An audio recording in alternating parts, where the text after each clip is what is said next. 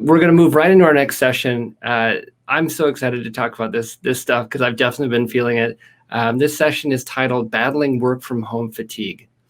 And joining us today in this session is Scott Harmon, the CEO of Swivel, Chad Jewell, who is the founder and principal broker of Austin Office Space, Chris Peifer, the CEO of Hop, and Kana Lavolsi, the CEO at Dos Mundos Creative.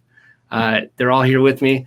Thanks, everybody. Thanks for joining. So this topic is near and dear to my heart. I have 6 kids in my house, and we're definitely feeling the work from home fatigue. One thing I wanted to note is in our hop-in polls, one of them was a question about whether you'd rather continue to stay work from home, whether you want to get back to the office, which is me, or some sort of hybrid approach, which is what I've been doing. And by and large, everyone's been talking about this hybrid approach. And that's the preferred response from everyone that's attended here for Austin Startup Week. So excited to hear more about that. Excited to hear all of your backgrounds. I'm going to let each of you introduce yourselves. But I do want to say thank you so much for joining today. I remember meeting Scott at VUCA right when you guys were just starting Swivel. I don't think it was even called Swivel yet. But it's incredible to see your growth and to see what's happening here in this Austin community. This is a time of a lot of turnover, a lot of transition. Everyone's trying to adapt. So we're here. We're ready to listen to you today. And I'm going to turn it over to you guys to introduce yourselves and to talk through these topics. Well, thanks, Gavin. I feel like we should keep you in the panel. I probably add a lot, but it's a great segue. Thanks for having me. My name is Scott Harmon. I'm going to introduce myself briefly, and then I'm going to ask each one of the panelists in turn to introduce themselves, because I think we got a pretty great, diverse group of folks who can come at this topic from some pretty interesting angles. But as Gavin mentioned, I've been involved in the workspace industry now since I started Swivel really 3.5 years ago. And basically the short version of Swivel is we're a software, a tech company that provides software to help to manage workspaces, or meaning office spaces. And mostly we sell our technology to landlords. And so if you own a multi-tenant office building in Austin or Houston or anywhere in the country for that matter, you can buy our software to help tenants buy and use that space much more intuitively and flexibly. So that's our market. But in the course of doing that, we spent a lot of time just trying to understand offices and how they're used. And so, as Gavin mentioned, then COVID happened, which is sort of the preamble to kind of everything now. And, we found ourselves in the middle of kind of an upside down world, which is the office meant one thing pre-COVID, and now it means maybe something different. And words like commute and, kids and school and all these things have just been upended. And, welcome to the new normal. And so when I was offered to lead this panel, the title was what kind of triggered me, which is work from home fatigue. And, I'm sure like everybody here and everybody listening, I've been working from home most of the time, and some parts of it have been great, and we'll unpack that a little, and I'll ask my friends here for their answers, but some, there is some fatigue, it's not perfect. And so that's sort of the jumping off point for what I want to do with these folks, is kind of explore, how can we best adapt? What's the right way to run a company? If you're leading a company or in charge of office space, or in Chad's case, helping people find office space, kind of what's the way forward? What are some things we can sort of assume and hold on to? And I'm going to break that into 3 pieces, and we're going to start treat this as a round table. So there are no slides, no presentations, no company presentations. I feel like I should get extra credit for that. But we just have 3 smart people to opine on it. We're going to talk about people and employees and kind of the human impact. So that's our first topic. Just been an immense kind of uncalculable impacts on our people. And so what does that mean to your job is running a business? We're going to talk about places, right? So we've been in offices before. We had an office before COVID. How are those different? Is our home now our office? And then we're going to talk about the future a little bit and what we imagine future of office is going to look like. So, with that said, what I want to do is I want to just introduce my co-panelists here, briefly, and ask them to take 30 seconds or a minute and share their background. I'll start with Chad, and then Chad, we can go to Chris, and then we'll go to Kana Livosi, my friend, who I'm learning how to pronounce her name as an Italian. It's all about that. Yeah, great. So go ahead, Chad. Well, my name is Chad Jewell. I'm the founder of Austin Office Space, and we specialize in representing tenants, helping them find and negotiate office leases. It's a very consultative type of business. I think I'm officially in sales, but most often I'm trying to get into the boots of the CEOs and business leaders and trying to help solve their people problem with office space. And so a lot of things have changed. So I'm very excited to be here. I've been advising tenants in Austin for 22 years now, and I'm starting to get a few grays to show it, but happy to be here and be a part of it. And I like to add and brag about Chad that he was savvy enough 20 some years ago to grab the Austin Office Space website address before anybody knew what SEO stood for. So he knows as much about tech and SEO as the rest of us. And kudos to Chad. He's a real great thought leader amongst the tenant broker community. So thanks for being it. And then Chris, you're up next. Thanks, Scott. I'm Chris Pifer, co-founder, CEO of HOP. Glad to be here. It's a topic close to what our business is all about and what we're experiencing. So HOP is a private enabler of branded social networks or community networks. And we are currently focused on physical community. So our customers are multifamily operators or owners of apartment complexes. And so as you can imagine, the same things we're feeling in office are being felt when people are living in density, vertically, congested all together. And so we have a platform that tries to comfort and foster community, communicate what is appropriate in a COVID and non-COVID world, and we're exploring whether we should be extending what we're doing into office. So this panel is really interesting to me on many levels. Sort of our own office experience in downtown Austin and where our platform may be headed. I was joking with the panelists before. I am sitting in an office downtown at 9th and Colorado, in downtown Austin, where we have 6,400 square feet, and I am alone.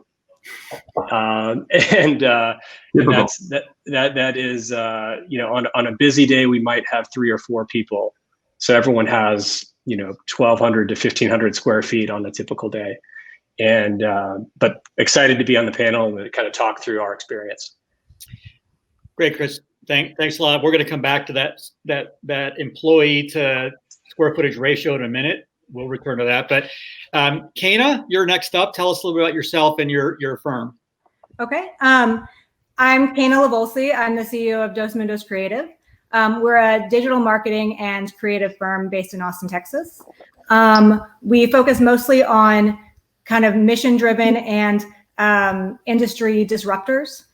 For the most part, basically, those are just some fancy words for, we like people who want to help people and change the way things are done for the better.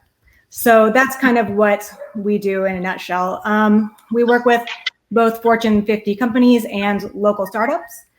So we're very used to working with people who are not here. Like we work with people who are overseas and in New York, LA, as well as in Austin. So we're very used to the remote culture, even though we, until recently, had an office downtown and are now looking for a new space. So this is a very interesting and awesome topic for us. Well, that's great. Well, so thanks again, everybody. And I guess without further ado, I want to kind of jump right into it. And so, the first thing I think, I'd like to bat around a little bit and ask each one of you in turn is to focus first and foremost on what's this meant to your people.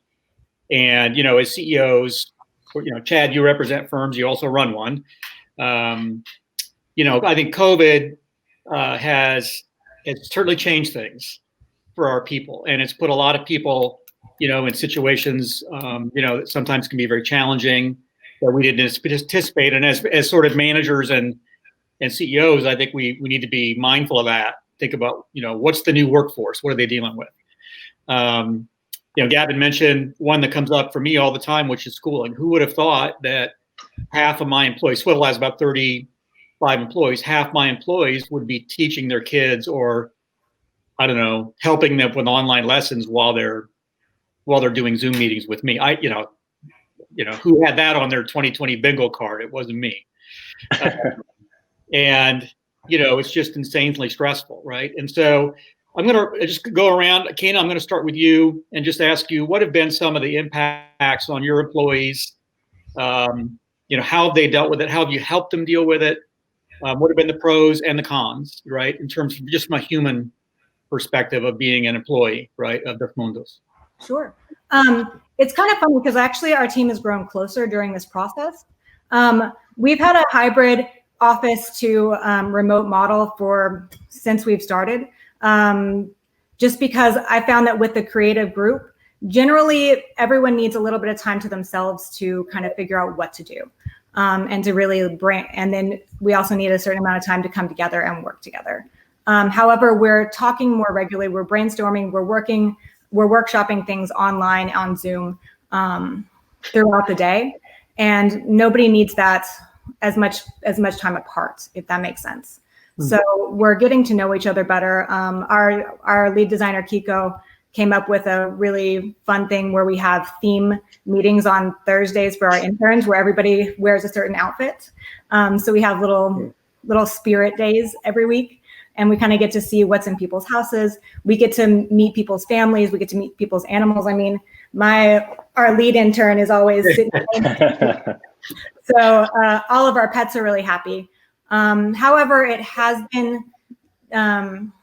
it's been difficult because we are talking about more serious topics throughout this, right? I mean, with everything that happened in June and having a very diverse team with a very diverse background, we've kind of gotten to know a little bit more about where people are socially, and how they feel with everything going on, which is really nice. But it has been difficult as well because our core team has a lot of their elderly family in town. So we can't do meetups in person very often, if at all, because I don't want to put my employees themselves or their parents or grandparents at risk, because that is not worth the in-person meetups. It's selfish for our team.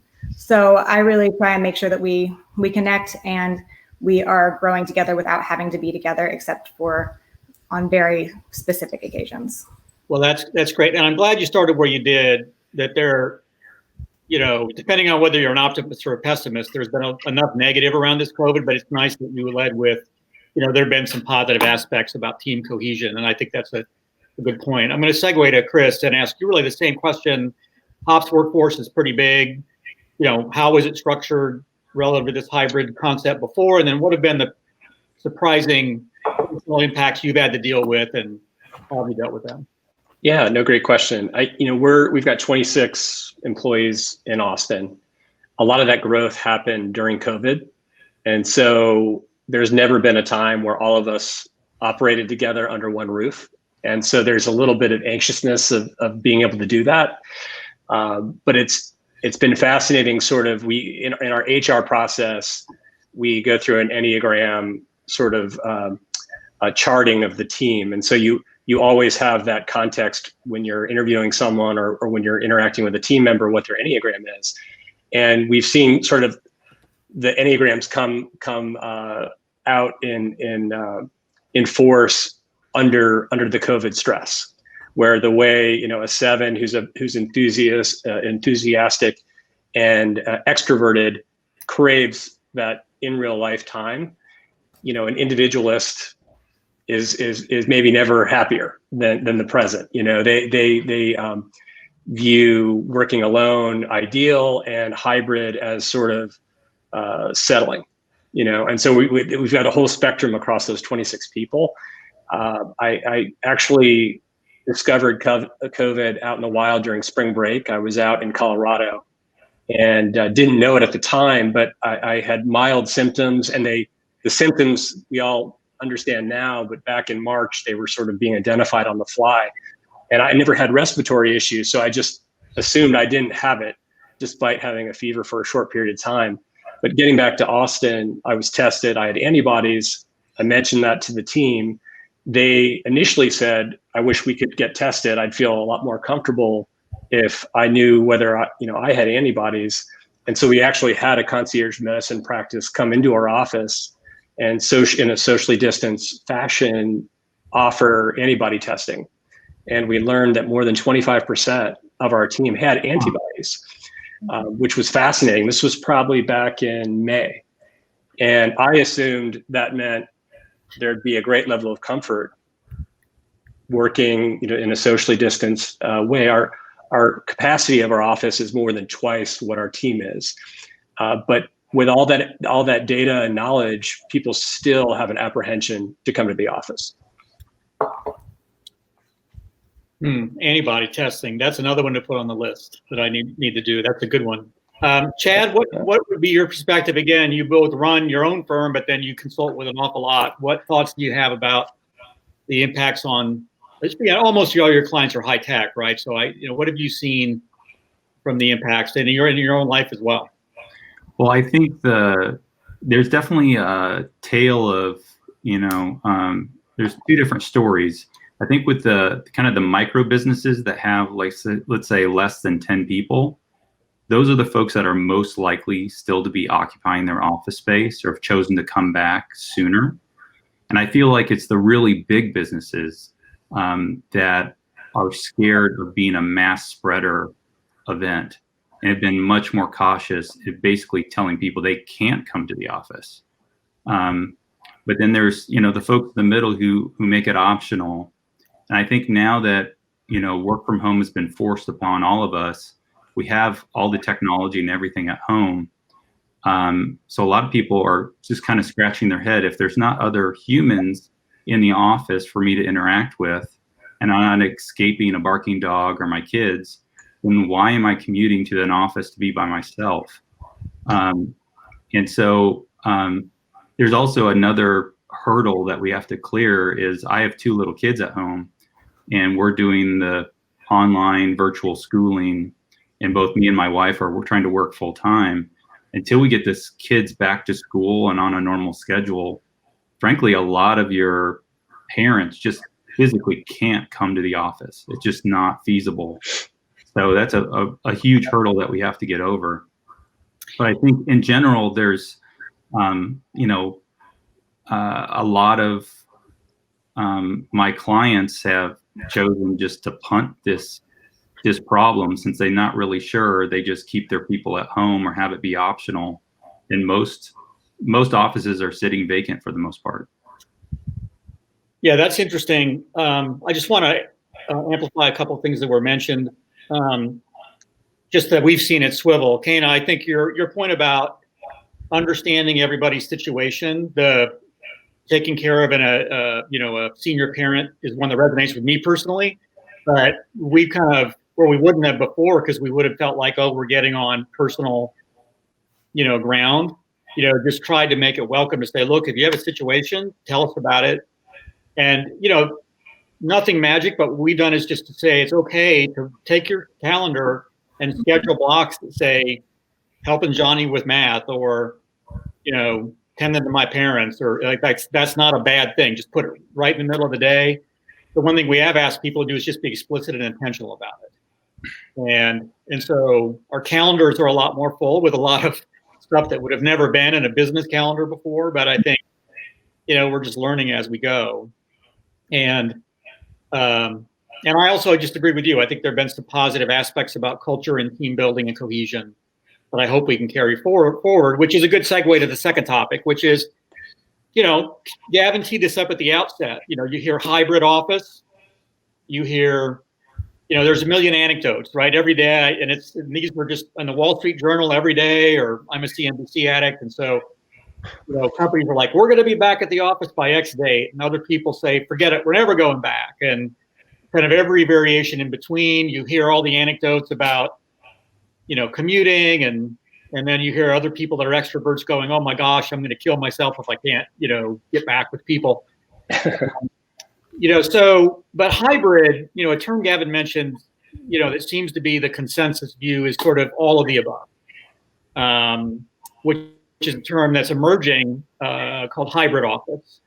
We have an investor, Jones Lang LaSalle, which is the largest real estate brokerage in the world, is one of our venture investors, and we've got some data from them. They've done a lot of surveying of companies from 10 people up to 100,000. And, what emerges is kind of a distribution of, I've got some employees that want to work home all the time, and some in the office all the time, but most are frankly in the middle. So the largest percentage of employees prefer to have a mix of in the office for some things and sometimes and at home. And the number one reason for wanting to be in the office, there's actually two. The first is collaborative work.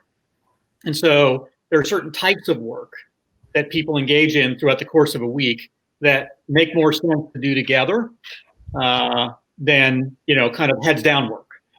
And so people want the freedom to be able to congregate safely. And then the other second factor that's listed for people who want to be present in the office, in an office, is face time and career development with the Chris's and Cana's and Chad's of the world, right? They don't want to be there. People are afraid of being sort of out of sight, out of mind, and not being able to sort of climb the career ladder. So I guess with that preamble, I want to ask each of you in turn. Chris, I'm going to start with you.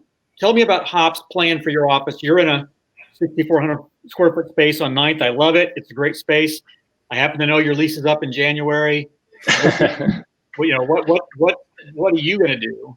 Yes, yeah, and we're still contemplating various options. Hearing Chad, I was going to say that it's interesting how the variables in our criteria keep wavering, and so before it was all about we wanted to be in a super walkable location. It never occurred to me, how many unique tenants are there in the building that I'm in? What portion of the population at that Latin Long are we? Compare. And how do you plug in to those that you're adjacent to, both in the walls of a particular building, but also what's right outside. And so while it was great pre-COVID where we happened to be, I forgot who said this earlier, but having everyone rush down here and then wanting to go grab a coffee or a meal or a networking event nearby, they're closed. And so parking is available. So that's a plus right now. But to Scott's specific question, we're both talking to our current landlord about potentially extending, but at discounted terms. But we're also saying, well, should we be looking at a standalone structure? Should we sacrifice some of walkability so we could sort of control our environment a little bit more? And so we're kind of, which are variables we would never have contemplated when we first signed this lease a year and a half ago. And what percentage, Chris, of your folks, I think you told me you polled your folks, what's their preference in terms of the percentage, and how much do you expect they want to stay home versus come in? You have a sense for that? Yeah, there's definitely a bias for home.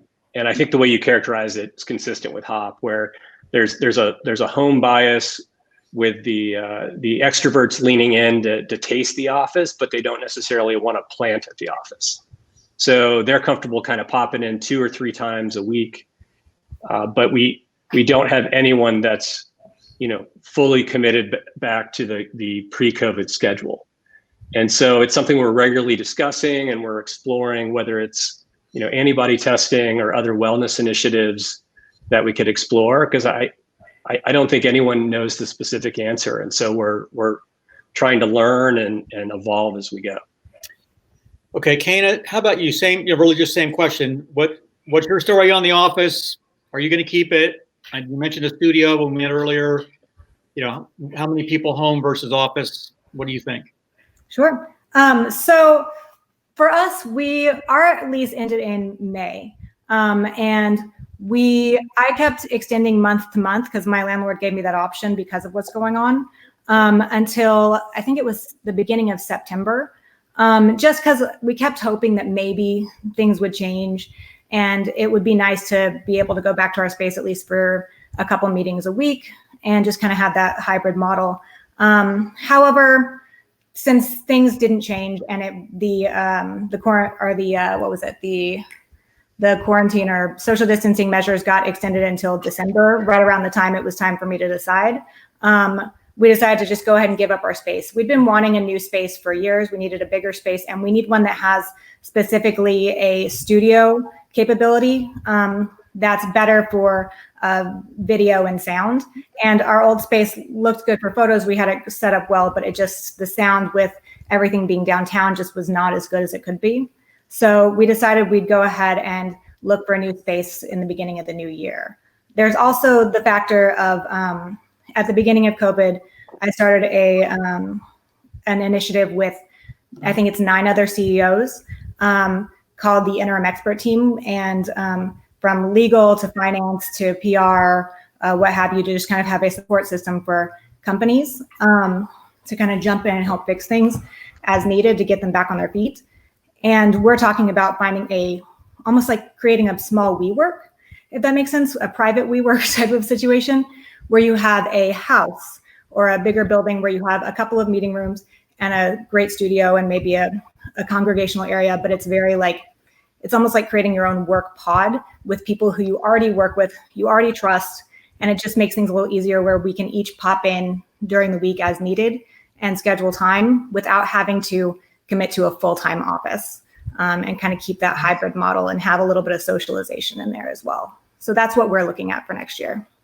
That's pretty intriguing. Chad, I don't know, over the year, you probably have hundreds of customers, thousands maybe. I know you haven't talked to all of them, but one of the things you and I've talked about is subleasing. We know, for those of tenant reps, they both find space, but then they also help tenants get rid of space if they don't need it. Chad's got plenty of subleases on his hands. So, and you dug up some interesting numbers, I think, about Austin, just the market today. Yeah, for sure. Share those with us and then tell you what trends you see in that data.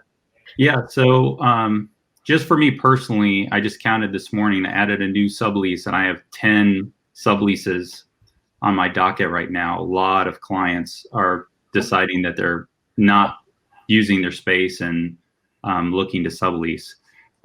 So right now we have about 13.3 million square feet of office space that's vacant, and that's almost at 25% of the total market. Of that, only 3.4 million of that is sublease space. Our vacancy in Austin has been rising over the last year, even before COVID, and that's mainly because of all the cranes that you see in our skyline. Austin's been the hottest real estate market in the country for a number of years, and I think we still will be post-COVID. We'll be the first ones to hit the gas and to fill up this space. But there's a lot of construction that's in the pipeline that already have moved dirt. And so over the next 2 years, we're going to have more space be delivered with a very slow leasing activity. So right now, leasing activity is about 1/3 of what it was a year ago at this time.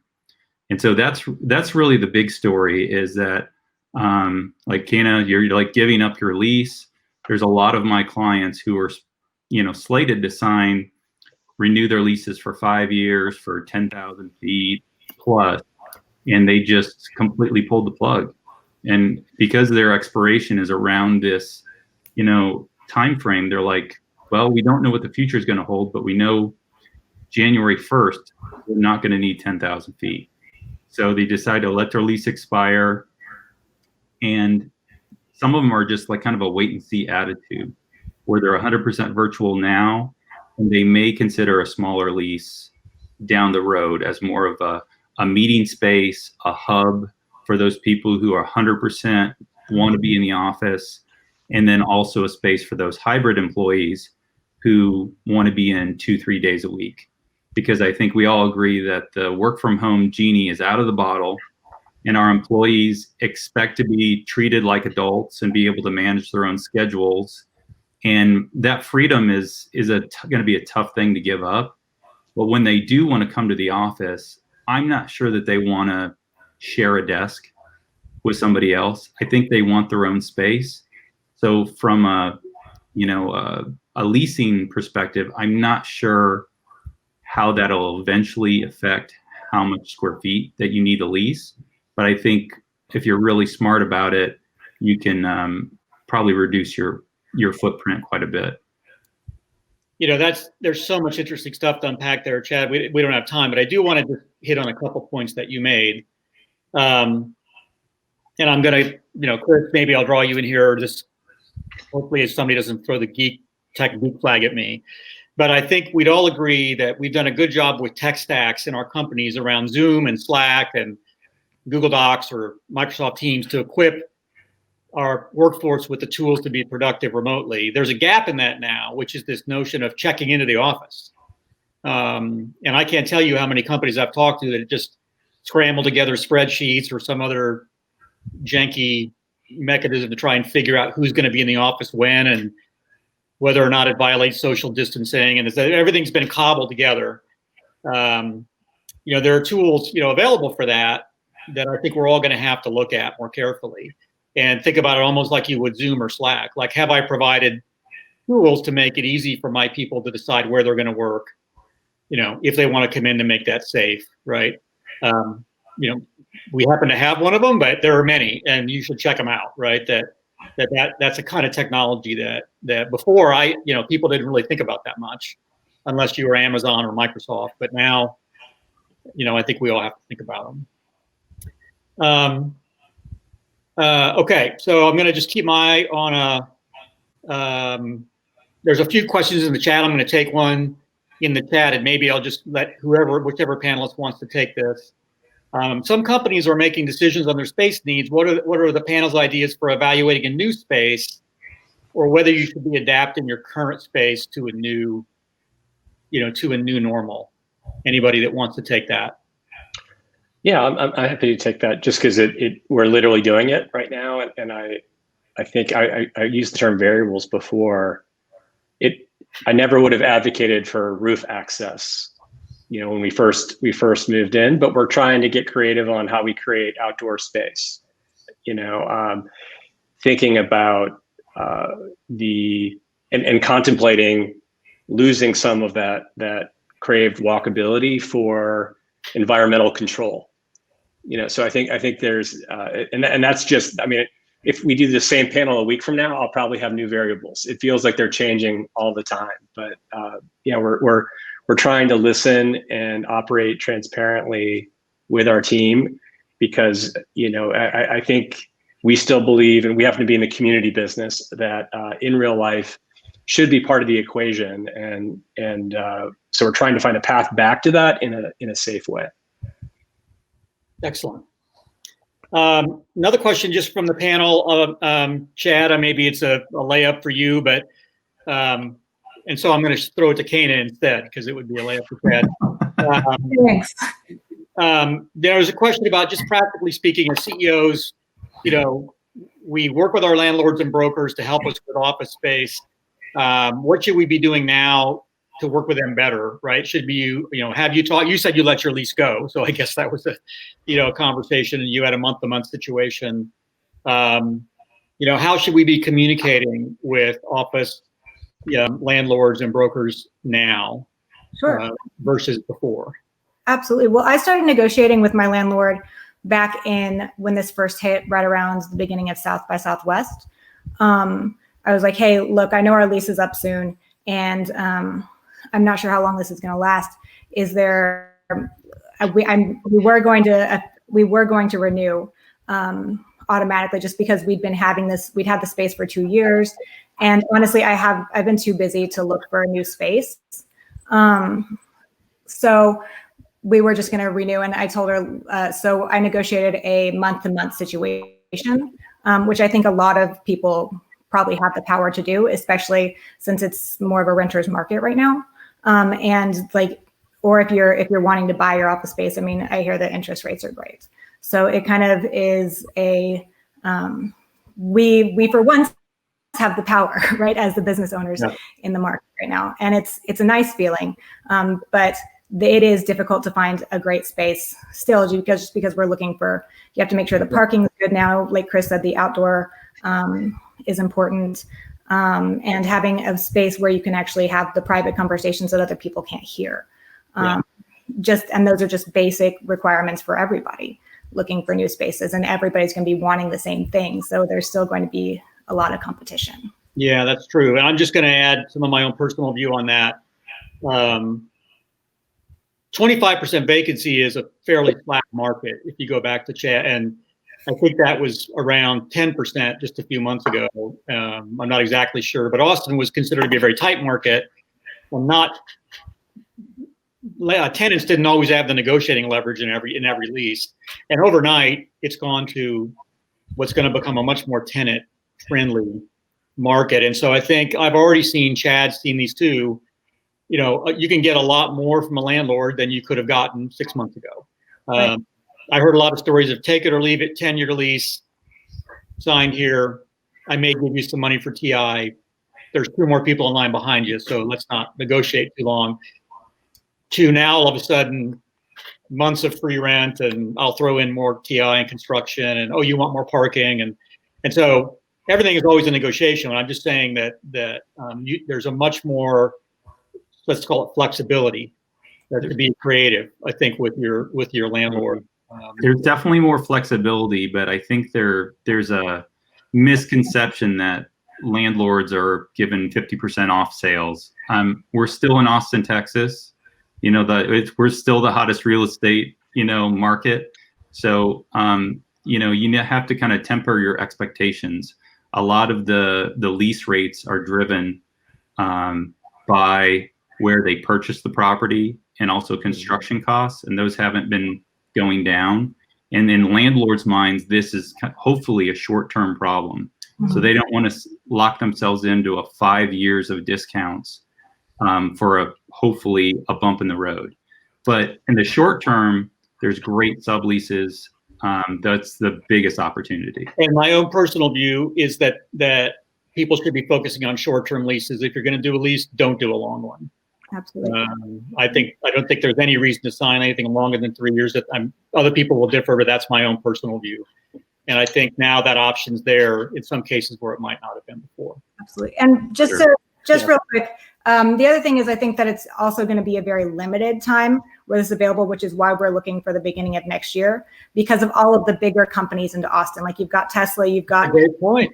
People. Great point. We got all the California people moving here. So I was gonna throw that up to Chad. If there was someone, Teslas and others that their migration here, that they're sort of becoming the sponge. If they're absorbing some of this new supply that's coming online, that could just change who's downtown or who's in the domain and these other clusters over time. But the coastal loss might be Austin's gain. Oh, for sure. They're coming. They're already coming. The economic development arm of the chamber is having their best year ever. The most number of requests of people wanting to relocate to Austin. So they're coming from the coast, and we will fill up. It's just a matter of how fast.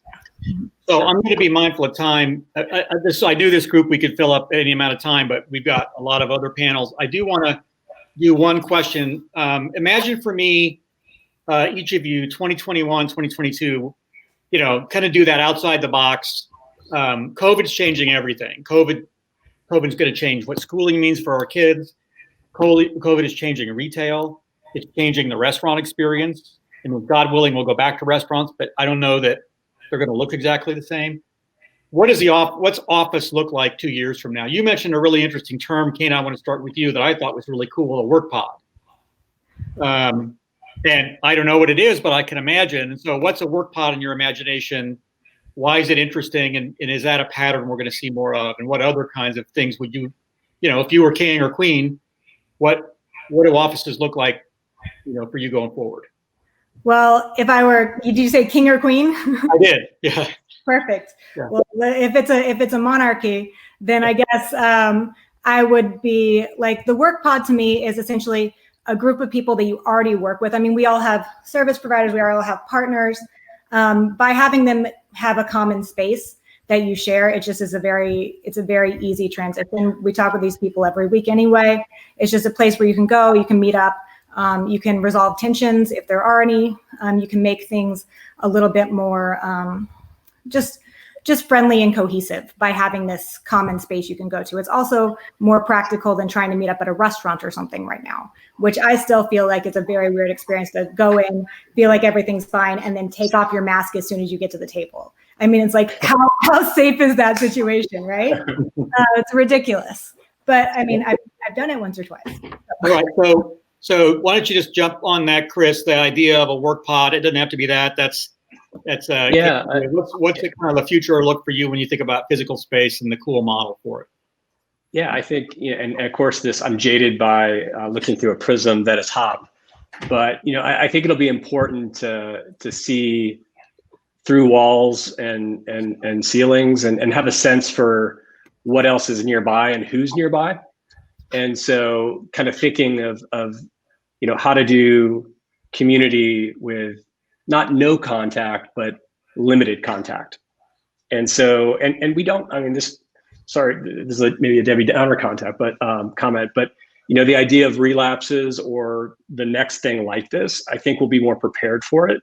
But to have levers where you can continue to operate with minimal contact when appropriate. That's a great point. I think being able to, whatever it is, not being locked into it for 5 years is something I've learned from this. To me, 5-year leases, no bueno. Right? That's all. They're the ultimate inflexible deal.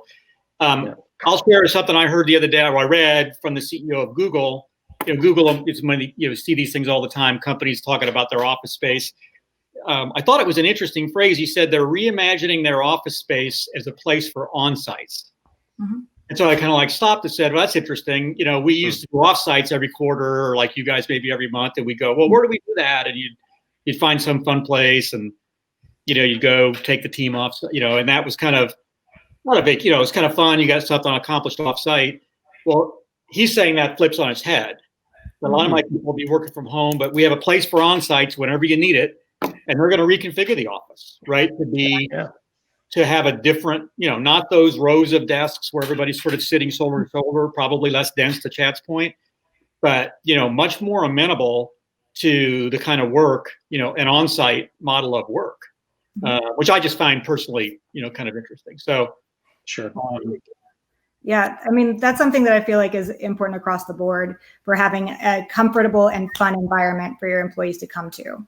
And it doesn't have to be a ping pong table, but maybe just more comfortable chairs, better lighting, maybe some wine in the fridge, just something where you get to enjoy each other's company.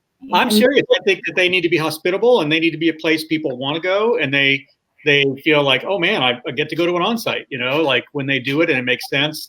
And so we've moved, Swivel downsized our office, but we added more amenities.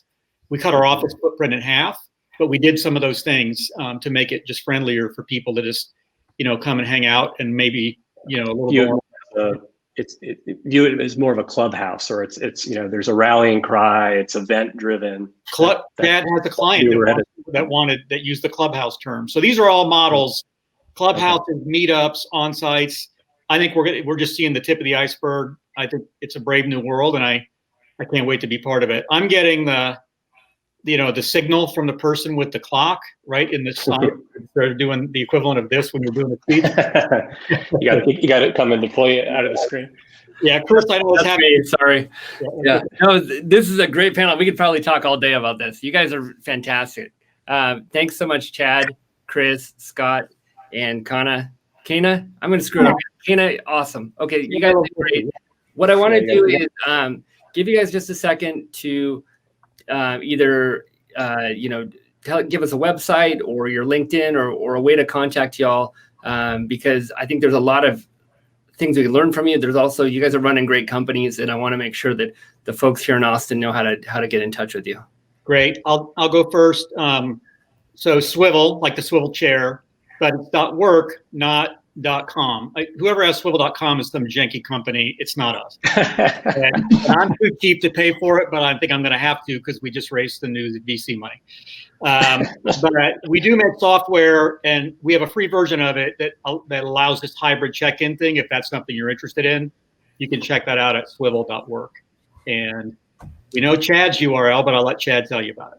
Yeah, austinofficespace.com, all the way back from 1999. But yeah, come check us out. We'd love to help you and help people find office space for no cost. Chris? That's terrific. Yeah, I've been subliminally showing you my URL this whole time. So it's hop.life, because Air France owns hop.com. That's going to be expensive. Yeah. So don't hold it against us. But keep an eye on it. The website's going to be overhauled in a few weeks. But I'm Chris at hop.life. So feel free to reach out directly. And Hop is currently focused on managing community in a contactless way for multifamily apartment operators, but we are exploring working with offices, churches, and other communities. So we'd love to hear your ideas and see if we can help. Great. And Kana? So I apparently really like to challenge people and give everybody very hard names to remember across the board. But so ours is dosmundoscreative.com. It means two worlds in Spanish. So you can reach me through our website, through our contact, or you can do Kana, Kana, at dosmundoscreative.com. For some reason, I'm giggling about the redneck pronunciation of that. Kana. Yep. The smart people over at Dos Mundos. Dos Mundos. Yeah. Try to make it as Texanized as possible, right? There you go.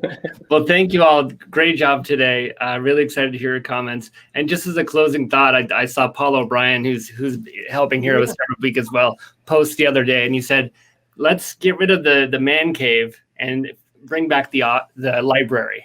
And if you think about different perspectives, I love like what you guys shared today around these really intentional ways to change the workspace, treat employees like humans, and create something more engaging and more powerful than ever. So thank you guys so much for your time today. Really appreciate meeting you and having you here and all you do for Austin. Gavin, thanks for having us. Great forum, and I enjoyed it. Thanks, everyone. Thanks, Gavin. Well, everyone, this is the wrap up to the work from home track. And I want to give a special shout out to Capital Factory team member Erin Miller, who's been the technical host here this whole time, working behind the scenes. She's awesome. I've worked with her in past hackathons. So shout out to Erin. Thank you for your help. And thanks for Capital Factory and Jacqueline for putting on Startup Week. So we're going to close out this session. At 12:45, the next session begins. And guess what? I'm your host again. We will be talking about the future of work. We'll be hopping into our time machine and zipping off to the future to talk about issues around workplace, health, and other pressing needs that will equip us to lead Austin and lead our companies for what's coming up and what goes ahead. So thank you all, and we will be back here at 12:45 at the same stage. Thanks.